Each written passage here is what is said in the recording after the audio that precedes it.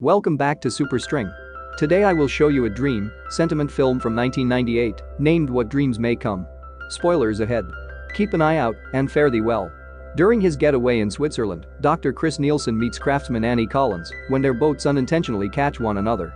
They immediately hit off on account of their comparative funny bone, and later they have a cookout where Annie shares his sandwiches with Chris. Love is observed that day and 2 or 3 gets hitched not a lot later, beginning a great coexistence and having 2 children, Ian and Marie. The kids have become teens when misfortune strikes the family. Interestingly, the 2 youngsters bite the dust when the van that was taking them to school crashes.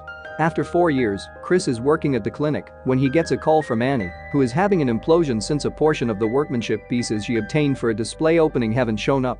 She feels downright horrendous on the grounds that today is their double D anniversary and she might destroy it, assuming she needs to remain at work. Since for Chris artistic creations are the most intriguing thing with regards to the world, he has photos of Annie's craft in his drawers, so he rapidly takes them out to give her thoughts of how to utilize them to supplant the missing ones, promising to drop the genuine ones at the display after work is finished. In the evening, the downpour causes a fender bender in a passage.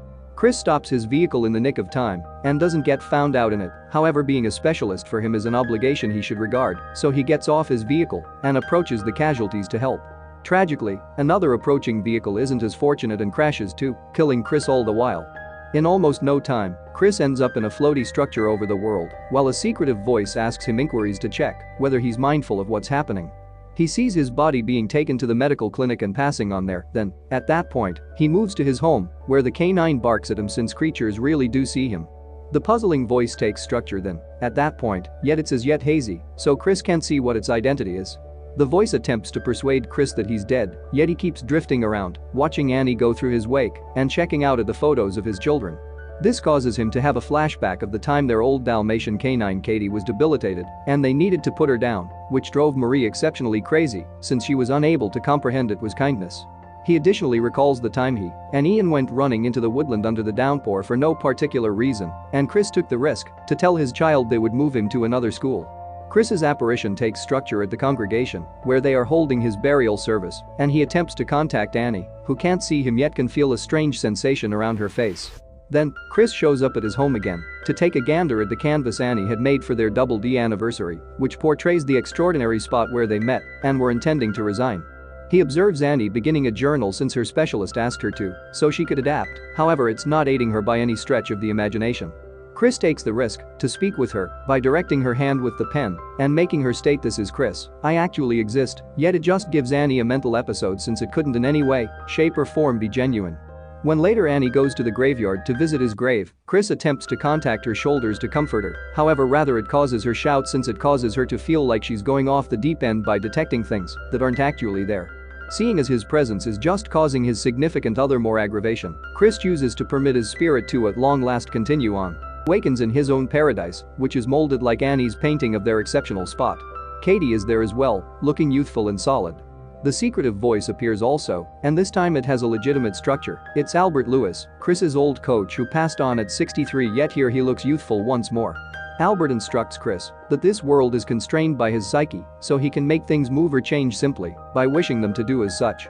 Subsequent to playing around with a bird, Chris figures out how to stroll on water, which takes him a bombed attempt and Albert advising him that his body is only an augmentation of his psyche before he figures out how to pull it off. The 2 men cross a lake and show up at the house Annie painted as their fantasy home. Over espresso, Albert keeps on showing Chris how to utilize his full psyche to change this spot into anything he desires and shows him a slick little stunt. With simply his hand, Albert makes an opening in the divider and makes a world looking genuine rather than painted show up. In reality, Annie is making another painting for Chris's memory, and the tree she draws shows up in Chris's paradise. A youthful Annie additionally shows up among the blossoms, so Chris attempts to travel to her, however he simply falls. Deciding to run all things being equal, Chris draws nearer, however Annie's gone when he gets to the tree. It's then he understands he never saw this tree, so he doesn't have the foggiest idea about how it could show up here, assuming Annie is completing the painting after he kicked the bucket, and Albert acknowledges Chris and Annie should have an exceptionally impressive association since they're perfect partners. The couple is attempting to arrive at one another even in death, so when Annie's downturn makes her ruin the composition since it will not bring her significant other back, the tree in paradise additionally gets demolished. Chris continues to see Annie around his paradise, however she generally vanishes before he can contact her. At the shore, Chris observes Marie's rich tiger and recollects the time she became ill. That day, Chris remained at home with her as opposed to going to work, and he helped her to play chess. That's what Chris understands. On the off chance that he's observed Katie, he ought to have the option to see his kids in paradise as well. However, Albert says you'll possibly see them when he would not joke about this. A short time later, Chris sleeps and awakens to observe Albert is no more. He had work to do directing different spirits, so he's sent Leona to make Chris organization for the time being. Leona takes Chris to a city loaded up with spirits having a ball. In the interim, in reality, Annie keeps on living with overpowering responsibility since she figures Chris doing the blessing of taking the works of art to her display put him at the site of the mishap. It's a similar culpability she felt back when her kids passed on, imagining that assuming she had been driving she might have saved them. Back to Chris. In the wake of observing a few spirits decide to resurrect, he, Leona, and Katie go on a boat ride. Chris concedes that since his kids passed on quite a while back, he's more stressed over his better half, so Leona requests that he share a memory of his little girl. As he informs her regarding every one of the times he and Marie played chess together, Chris recollects the lifelike model his girl had in her room and starts seeing this world seems as though it. Leona can perceive Chris is onto something, so she admits this isn't the way she looked when she was alive. She picked this appearance since her father had praised an airline steward that seemed to be this, and she needed to grow up to be like her. Chris at last understands this is Marie's spirit, and both of them rejoin with an embrace. Meanwhile, Annie is experiencing difficulty continuing on. She figures her specialist will send her to a facility soon on the grounds that he's concerned that she'll hurt herself as she did previously, so she composes a letter in her journal expressing farewell to Chris. Back in paradise, Chris is back in his painted house and is visited by Albert once more, who brings awful news: Annie is dead. Chris cries for her yet thinks essentially her enduring is finished and they'll rejoin soon. Be that as it may, Albert illuminates him this is unimaginable. Since Annie finished things herself as opposed to passing on normally, she'll be going to heck, which makes Chris angry and causes a tempest in his paradise. What occurred with the tree helps Chris to remember his perfect partner association with Annie and chooses to push off to protect her since their bond ought to permit him to view as her. After heaps of belligerence, Albert acknowledges that Chris's refusal to allow up merits an opportunity and takes him to see the tracker, who makes sense of how things will function. Observing Annie is conceivable, however she will not perceive Chris when she sees him, so he should choose if the excursion is worth the effort just to see her. Chris acknowledges to attempt at any rate, so the threesome gets on a boat to cross the oceans of agony. There's a wild tempest shaking the boat and the waves, yet the genuine peril comes from the lost spirits in the water that turn the boat over and make everybody fall. While making an effort not to suffocate, Chris has one more flashback of him and Annie, this time squabbling over Ian and his future, in light of the fact that Chris kept constraining the kid into excelling at school, and it was negatively affecting Ian. Just after that one, another memory starts of Ian in the woodland under the downpour grumbling about the exchange, since he would have rather not lost his companions. In the end, the waves take the threesome to the shore of the doorway to Heck, an immense desert loaded up with wrecks. They start strolling through the area, however they are experiencing difficulty detecting Annie in light of the fact that Chris continues to consider Ian. The kid had attempted to make sense of that he wasn't similar to his dad, so school was hard for himself and he headed to sleep terrified. Chris had let him know he had confidence in him, and assuming he needed to go through some serious hardship, he would need no other individual other than his child close by. During the children's burial service, Chris gave a discourse that envisioned what a man Ian would have become assuming he'd gotten the opportunity to grow up, courageous, aware, steadfast. Also, presently in Heck, Chris sees Albert going to battle a lot of lost spirits, so he stops him as he calls him Ian. Father and child appropriately rejoin with an embrace, while Chris quotes himself, actually thinking this is the main individual he would need close by while going through some serious hardship. The tracker intrudes on their second to bring up that Ian is an interruption for Chris, who requirements to contemplate Annie to see as her. Chris will not abandon his child, however Ian concedes he's appeared as Albert since he's the main person Chris has at any point paid attention to, so he believes him should pay attention to him now. Chris needs to go alone and think constantly about Annie. He ought to especially focus on the manner in which he brought her back after the children kicked the bucket. The tracker takes the lift to Hellfire along with Chris, who starts contemplating everything Ian referenced. After the children kicked a bucket, Annie attempted to hurt herself and wound up in a psychological clinic. During her visit, she asked Chris for a separation since she thought they were adapting too distinctively to remain together. The lift in the long run takes them to a private deck where the floor is loaded up with faces calling out for their friends and family. Chris nearly gets occupied by an elderly person, believing it's his dad, yet he refocuses when he tracks down Annie's face among the others.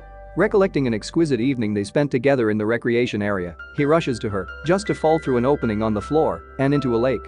Reconsidering, Annie permits him to swim out and observe the spot she's at, a dim, bad dream rendition of their fantasy house.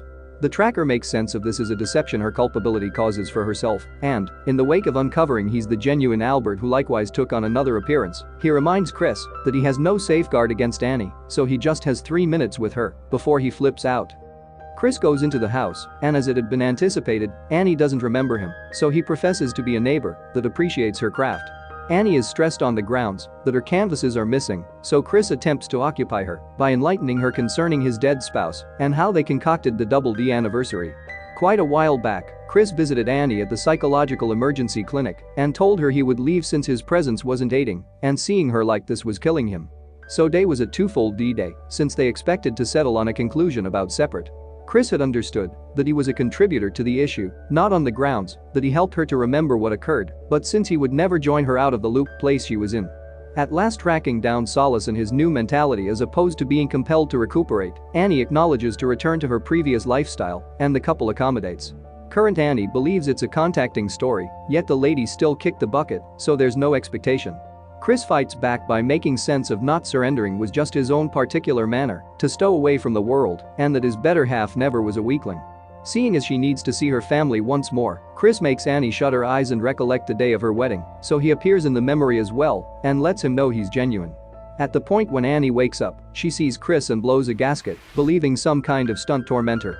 Chris doesn't have a lot of time left, so he tells her a couple of final words prior to leaving. He is sorry for every one of the things he won't ever give her, and every one of the times he bombed her. He likewise says thanks to her for all that she's finished him. A short time later, Chris meets with Albert to advise him to return alone and let his youngsters know that he cherishes them, yet he won't let their mom be. Then Chris re-enters the house and views Annie to tell her she shouldn't feel very much blameworthy in light of the fact that he pardons her and he'll remain an unending length of time in damnation, assuming that is the stuff for her to recapture her mental stability. As she looks better, Annie recuperates her recollections and Chris retains every one of her bad dreams, all things considered. Annie starts climbing to paradise, yet she would rather not abandon Chris, so she calls out to him and reminds him not to surrender. Subsequent to going through the lake once more and seeing his life streak before his eyes, Chris awakens back in his own paradise and reunites with Annie, Albert, Katie, and the children. The family goes through a few blissful minutes together, however at that point Chris converses with Annie in private to inquire as to whether she might want to be renewed together. Anne wavers, however Chris makes sense of the children really do believe they should go, and he's certain they'll find each other again on the grounds that they're perfect partners. Several kisses just prior to something exceptional occurs in reality. A young man's toy boat inadvertently knocks against a one, having a place with a young lady, and this young lady chooses to share her sandwiches with him.